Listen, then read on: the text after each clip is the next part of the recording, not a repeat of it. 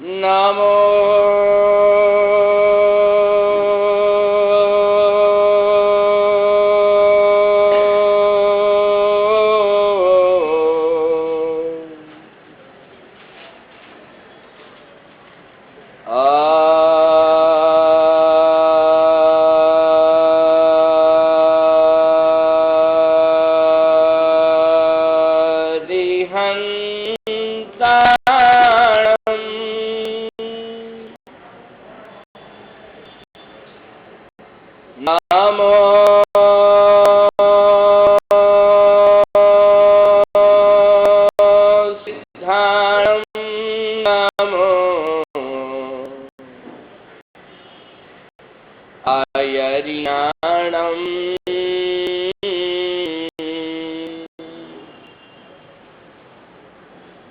नमो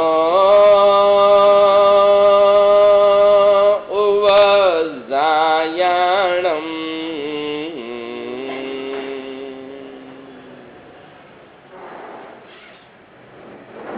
नमो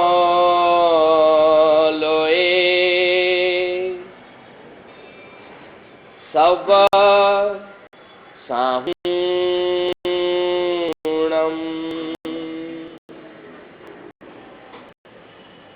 एसो पंच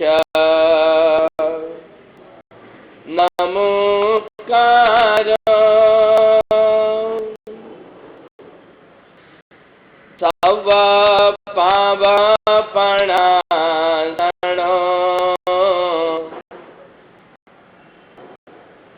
मंगलाणं च सौवेसिम्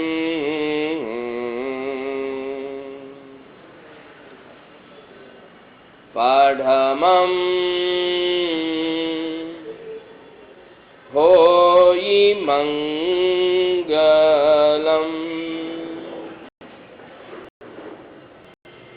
ओकार बिंदु संयुक्तं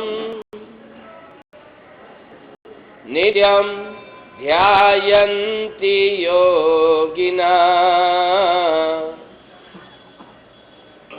कामदं मोक्षदं चैव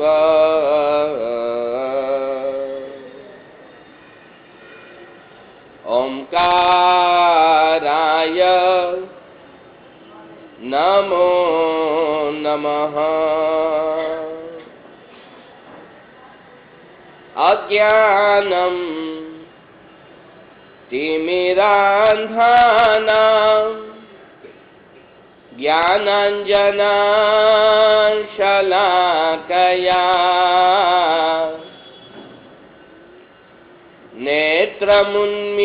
नेत्रमुन्मीलितं येन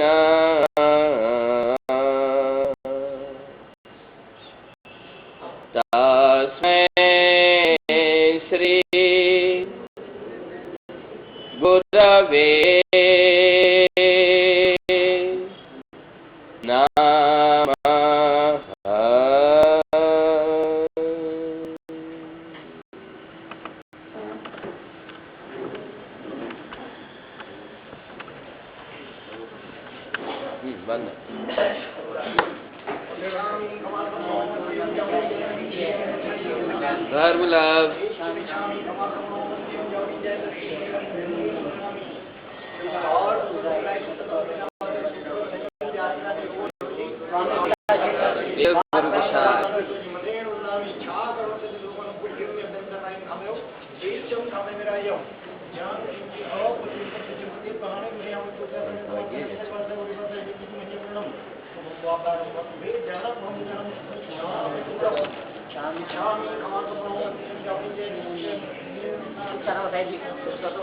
Love.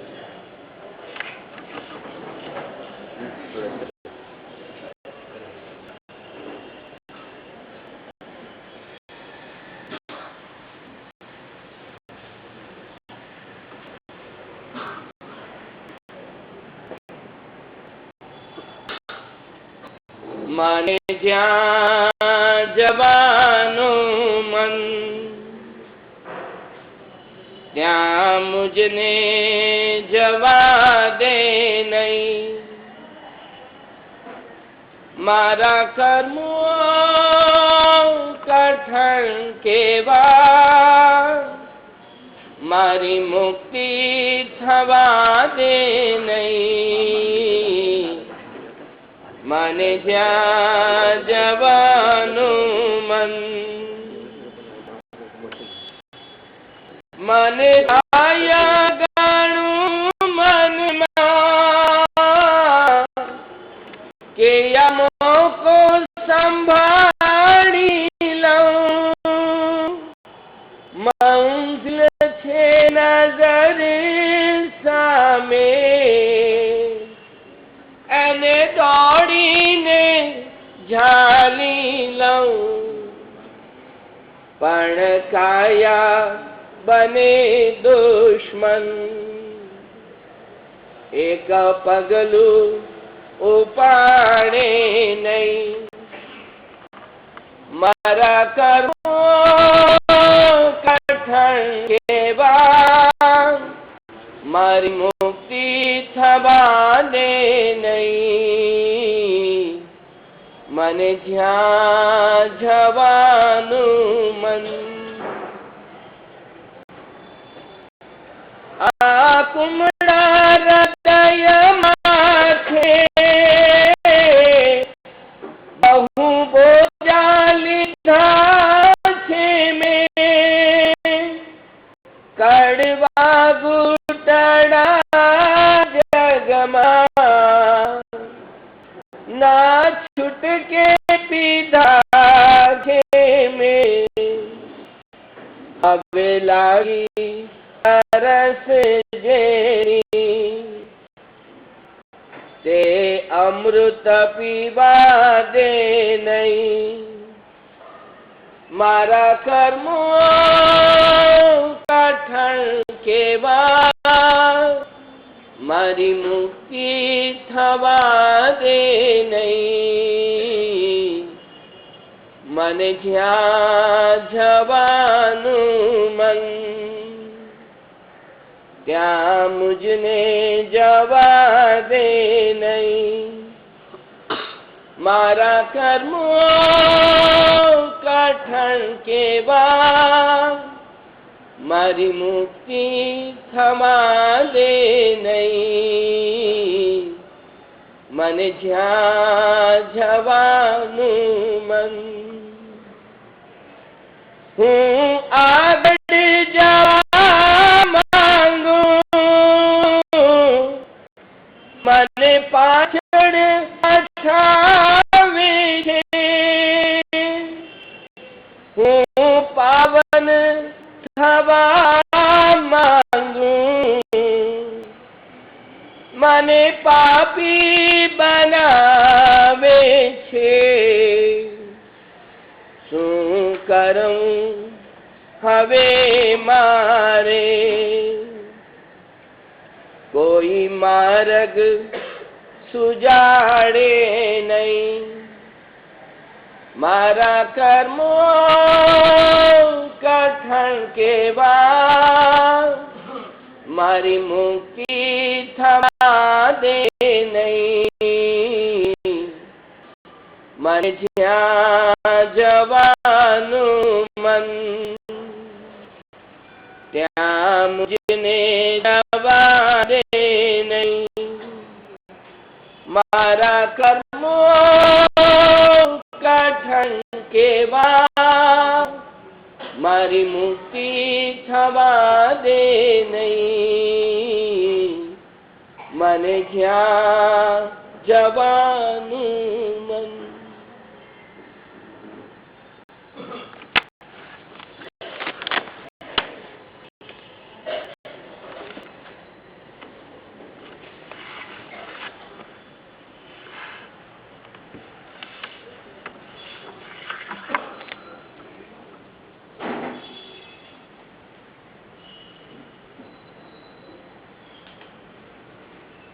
गुण सिंधु कृपा पात्रम मेवाड़ भूमि भास्करम श्रेष्ठ साहित्य सर्जकम् वन्दे गुरु सर्वोदयम् वन्दे गुरु सर्वोदयम्।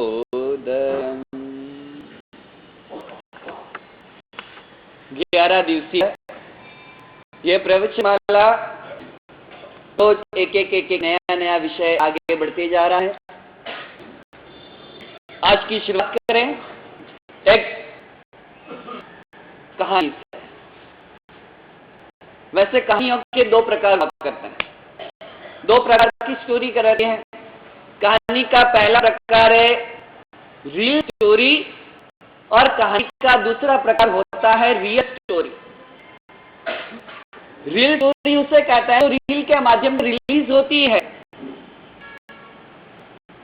रील के माध्यम से टॉकीजों में रिलीज होने वाली कहानी पिक्चर कहा जाता है। पिक्चर में बहुत कुछ हो जाता है, लेकिन जो कुछ भी होता है उसमें किसी बच्चे का जन्म भी हो जाता है, किसी का मर्डर भी हो जाता है, कोई इंसान मर भी जाता है, वास्तव में होता है। कहानी का पहला प्रकार रियल स्टोरी, यानी एक पिक्चर की कहानी जो एंटरटेनमेंट के लिए, आनंद प्रमोद के लिए है। और कहानी का दूसरा प्रकार है रियल स्टोरी, यानी सत्य घटना, सत्य कथा, किसी के जिंदगी की बनी हुई सत्य हकीकत। और आज ऐसी ही रियल स्टोरी की बात करनी है, सत्य कथा की बात करनी है। यही मुंबई नगरे कुछ सालों पहले की बात। हस्बैंड वाइफ और उनके 2 बच्चे, 4 जन का छोटा सा परिवार व्यवस्थित रूप से चल रहा था। पिताजी की स्टील की दुकान थी। इनकी स्टील की दुकान थी। श्रावक जी 10 बजे चले जाते थे, शाम को 9:30-10 बजे आते थे। घर में 3 जन, 2 बच्ची और उसकी मम्मी, 3 जन रहते थे। दिन निकल रहे, समय गुजर रहा। धीरे धीरे बच्चे भी बड़े होने लगे। बड़ा लड़की कॉलेज की पढ़ाई पूरी हो गई, वो भी अपने पापा के बिजनेस के अंदर ज्वाइंट हो गया। खुद की दुकान थी, पापा के साथ में खुद की स्टील की दुकान पर वो भी जुड़ गया। छोटा लड़का जो था, अभी शुरुआत कॉलेज की उसकी शुरुआत हुई थी, 5-7 साल का दोनों के बीच गैप होगा। एक की कॉलेज पूरी हो गई और दूसरे ने कॉलेज शुरू किए। बड़ा लड़का 22-23 साल का हुआ। पूछूं आप लोगों को, माँ बाप को विचार क्या आवे? 23-24 साल का लड़का आवे तो शादी का सूझे, दीक्षा दिलाने का विचार नहीं आवे। अब बड़ा हो गया ना लड़का, दीक्षा नहीं दिलाने का विचार आवे। कुआ में हो तो अवाड़ा में आवे सर। खुद को दीक्षा अच्छी लगती हो, खुद को दीक्षा लेने जैसी लगती हो, तो ये विचार आया तो हम तो नहीं लिए, हम तो फंसे, हम तो घर गृहस्थी में आ गए। लेकिन हमारा लड़का या हमारी लड़की हमारे घर में से, गांव के लड़का या लड़की लेवे बात की बात है, बिल्डिंग वाले अड़ोस पड़ोस वाले किसी का लेवे वो बात की बात है। मेरे घर में से मेरा लड़का या मेरा पोता या मेरी लड़की या मेरी पोती वो दीक्षा लेवे। पूर्व के श्रावक श्राविका और आज के श्रावक श्राविका में इतना अंतर था। पूर्व के श्रावक श्राविका महेंद्र जी पास में बुला करके बिठावे, अपने लड़के को मान लायक लड़का या लड़की रहे उसको बिठा करके बोले, देख बेटा, हम तो इस संसार में घिर चुके हैं। भावना तो 50, 55 और 60 साल के अंदर भी छोड़ने की ही रहे संसार, लेकिन छोड़ नहीं पा रहे हैं। लेकिन बेटा तू 20, 22, 24 साल का हुआ, तेरी इच्छा होती हो, तेरी भावना होती हो, जा संयम पंथे दीक्षा थी तारो पंथ सदा उजमाड़ रहे। हमारी माता पिता की, परिवार की तरफ से तुझे सहर्ष अनुमति है। और उस समय आपका लड़का या पोता कहवे के पिताजी आपकी बात तो सही है, इस मनुष्य के अवतार में आने के बाद भी, जैन कुल में आने के बाद भी, देव गुरु को सुनने और समझने के बाद भी मुझे ऐसे कोई विशिष्ट भाव नहीं जग रहे हैं। माँ के सानिध्य में महीना, 2 महीना, 4 महीना, 6 महीना रहने के बाद ही चारित्र की इच्छा नहीं हो रही है, और उस सेकंड ऑप्शन के रूप में, दूसरे विकल्प के रूप में माँ बाप रिश्ता देखना शुरू करे। रिश्ता देखना है, बच्चों की सगाई शादी करानी है, वो बराबर है, लेकिन ऑप्शन नंबर पहला मार्ग तो कौन सा बतावे? पहला मार्ग तो ये बतावे छे, राजमार्ग आज एक ज अन्य को शिव पंथना, चारित्र ना शुभ चरण मा करु भाव थी हो, चारित्र ना शुभ चरण मा। राजमार्ग इस जन्म में बेटा लेने जैसा है। यहाँ ये लड़का लायक हुआ, 22-23 साल का हुआ, और इसके घर वाले भी आपके जैसे ही होंगे। आपने फट देकर क्या बोल दिया? शादी करा दो। यहाँ उसके परिवार को भी यही विचार आया, रिश्ता ढूंढना शुरू हुआ, 2-4 महीने में सगाई भी हो गई, रिश्ता ढूंढ लिया, सगाई हो गई, साल भर में शादी भी हो गई। अब घर में मेंबर बढ़े, 4 के 5 हुए, दिन निकल रहे हैं, समय गुजर रहा है, व्यवस्थित चल रहा है। एक दिन मम्मी पापा कोई काम से बाय कार बाहर निकले आउट ऑफ मुंबई, और पुणे जाते हुए जो घाट लगता है, और उस घाट को जैसे ही क्रॉस किया और आगे जैसी गाड़ी गई है, ऑन द स्पॉट वो गाड़ी का पीछे से ट्रक के साथ में एक्सीडेंट हुआ है। ऑन द स्पॉट कार के अंदर बैठे हुए, गाड़ी के अंदर बैठे हुए ये जो मम्मी और पापा हैं, सेवक सेविका है, ऑन द स्पॉट दोनों खत्म हो गए। अब घर में वापिस 3 मेंबर हो गए, भाई, भाभी और छोटा भाई। 2 भाई, भाई की जो नई शादी हुई थी उसकी जो घरवाली आई थी भाभी, और छोटा भाई, 3 जने रहे। सारा कामकाज का बोझा अब इस बड़े भाई के ऊपर आ गया, क्योंकि छोटा भाई तो अभी पढ़ाई कर रहा है, कॉलेज में है, लेकिन थोड़ी जिम्मेदारी आई है। माता और पिता की छत्रछाया जिसके ऊपर नहीं रहती है, अचानक ही चली जाती है, वो व्यक्ति को जान सकता है ये माँ बाप की कीमत क्या होती है। जिसको सब कुछ मिला है, मम्मी मिले हैं, पापा मिले हैं, सब कुछ चल रहा है, उसको फील नहीं होगा, जल्दी महसूस नहीं होगा। महसूस तो अचानक उसको होगा कि जो बीच राह में आकर के माँ बाप का साया सर से चले जाता है, और उसके जिंदगी के अंदर क्या होता है वो जानता है, आप और हम नहीं जान सकते। यहाँ ये दोनों भाई और बड़े भाई की पत्नी, 3 जन का गुजारा चलने लगा है। बड़े भाई साहब सुबह से लगा करके शाम तक, बड़ा लड़का मेहनत करता है दिल की दुकान में। अभी थोड़ा समय हुआ था और अचानक पिताजी की छाया चली गई, तो धंधे में समझने के लिए, सेटल होने के लिए, व्यापारी कस्टमरों के साथ रिलेशन मेंटेन करने के लिए, और ज्यादा से ज्यादा समय उसमें लगता है। छोटा लड़का कॉलेज में है, और वो भी दुकान पे जाता है कॉलेज से छुट्टी होने के बाद, लेकिन कभी जाए कभी नहीं जाए। कभी दोस्तों के साथ में घूमने के लिए जाना हो तो शाम को दुकान से जल्दी निकल जाए। ऐसा चल रहा था। बड़ा भी सोच रहा है कि ठीक है ना, मैं संभाल रहा हूँ, कोई प्रॉब्लम नहीं है। छोटे के अभी कॉलेज के दिन है, कॉलेज के दिन है, यानी घूमने फिरने के दिन, यानी बुढ़ापे के दिन, यानी बुढ़ापे के दिन, यानी अरे पूछ लूं आप लोगों को, धर्म पंकज कुमार, धर्म बचपन से करना है, बचपन से करना, बचपन से के बचपन से। मूर्ख हैं वे लोग कि जो समझते हैं गड़पण माँ गोविंद भजीशो, बुढ़े हो जाएंगे, फ्री हो जाएंगे, माँ सब रिटायर्ड हो जाएंगे, कामकाज से निवृत्त हो जाएंगे, हमारे बेटे सब संभाल लेंगे, उसके बाद धर्म ध्यान करेंगे। मूर्ख हैं वे लोग कि जो ऐसा समझते हैं। अरे क्या पता कि 40, 42, 45 या 50 साल की उम्र के अंदर बैठे बैठे हार्ट अटैक आवे नहीं आवे।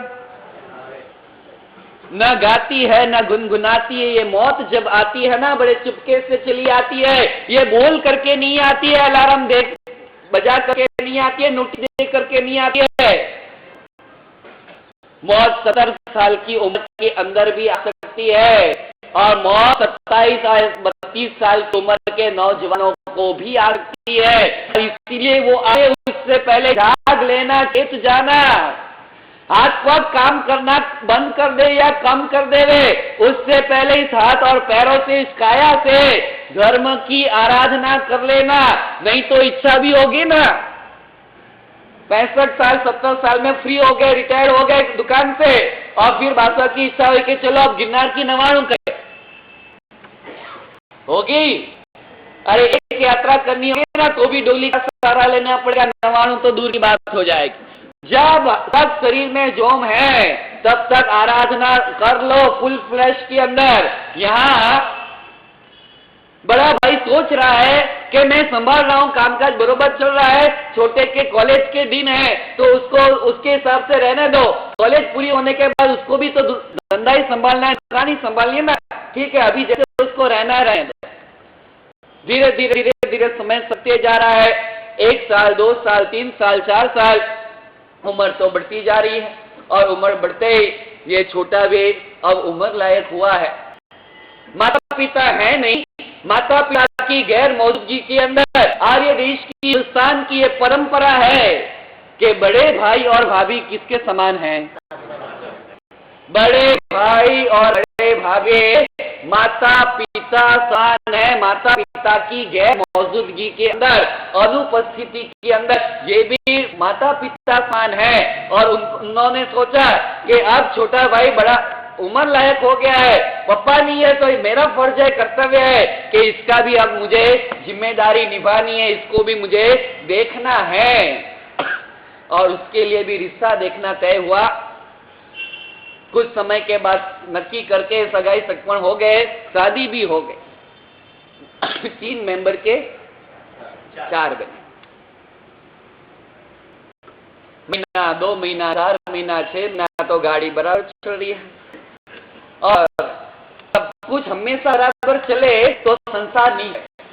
बराबर अनुभवी सब बैठे हो आप लोग, जिंदगी भर जो गाड़ी बरोबर चले ना तो स्व लेना ये संसार, और संसार जो रहे तो उसमें कहीं ना कहीं अप डाउन चढ़ा उतार आना ही आना है। द्वंद्वों का समूह है संसार, चित्र और विचित्रताओं की घटनाओं का जुड़ा हुआ है संसार, जिसमें न कोई सार है, उसका नाम है संसार। और यहाँ एक दिन ऐसा हुआ, रात को 10 बजे बड़े भाई साहब घर पे आए, दुकान मंगल करके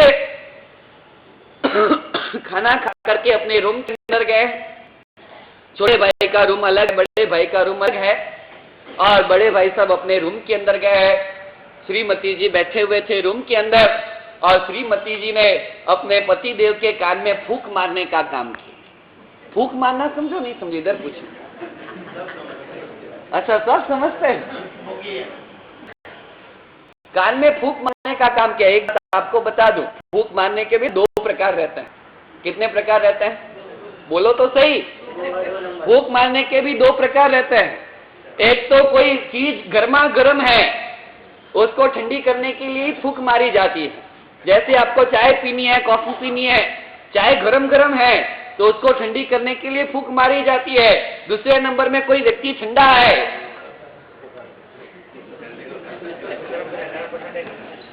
और यहाँ श्रीमती जी ने, पत्नी ने अपने पति के यानी कि बड़े भाई के कान में फूंक मारने का काम किया।